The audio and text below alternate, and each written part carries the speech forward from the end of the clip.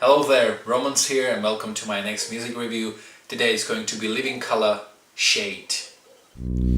Music review. Music review. Living Colour is one of the most cool rock bands out there. I really like every time I just send this band to somebody, people are like, oh, they are all black? And I'm like, why is that so weird? I mean, it's such a shame that there are so few black rock bands. I don't like this racial thing like black or white, but did you know that rock music was actually invented by black people? Yeah. If you look at blues in the 40s and 50s, it was music of black people. And even the first musicians playing rock and roll that developed from blues music, like Little Richard, Chuck Berry, they were all black. It was Elvis Presley who, and I do believe that it was unintentional, whitened the rock music. But it's just such a shame because Living Colour are amazing. It wasn't such a long time ago because last year they were a supporting band for Alter Bridge and we saw them with my girlfriend in Vienna and they were just so cool. Here's the photo. They had such a great show, really, they were great live. The only problem I had with their performance was that it was only 30 minutes long. I wanted to see them longer because they were really great.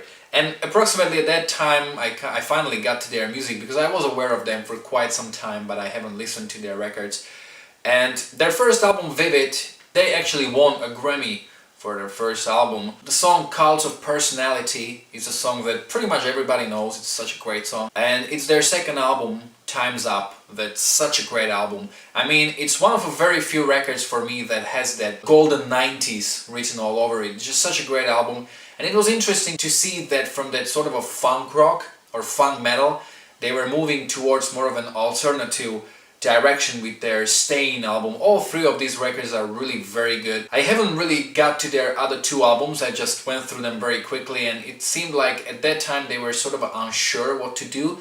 Those records seem like unfocused and they have sort of a flat production. The new album, Shade, was a record that was met with a lot of difficulties because this album was announced in 2011 and it took them 6 years to have it finally released. They just went through a lot of trouble, but it's great that the album is finally here. The album came out on Friday, on 8th of September. I've heard it 7 times since then, so let's go through the review. So first, let's look at the songwriting. Most of the songs on the album are really like this bluesy / groovy kind of songs. You've got heavy groove. I really like how they incorporate sounds of funk, of rock. Sometimes they sound like a more rocked up version of Prince. I really like how they combine all this together, but even though the whole record has sort of a 90s nostalgia, it really sounds very modern at the same time. So you've got that heavy beat, heavy rhythm. I would say that all 4 musicians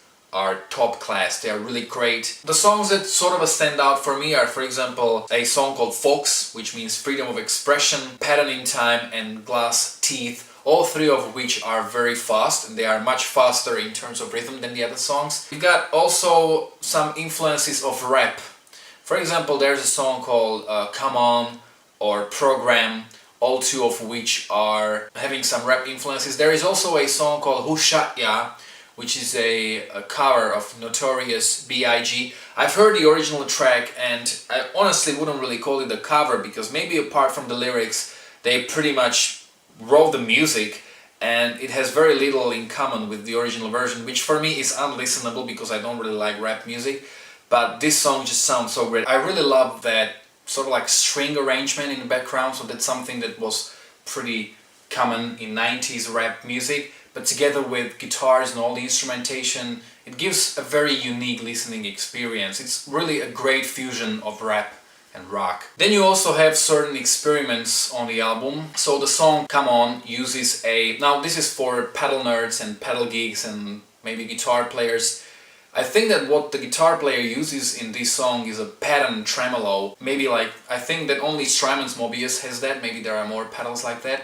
And at times it really gives sort of like drum and bass kind of feeling to this song. It really sounds interesting. Then you have a song Blackout. The bass player Doug Wimbish is a pretty big pedal nerd. He's got this enormous pedal board and ever since I saw that I was like, can he really put all those pedals to use in this band? Because this is not really such an experimental band in terms of sounds. But Blackout is a song that's really based on bass. You hear bass with a delay.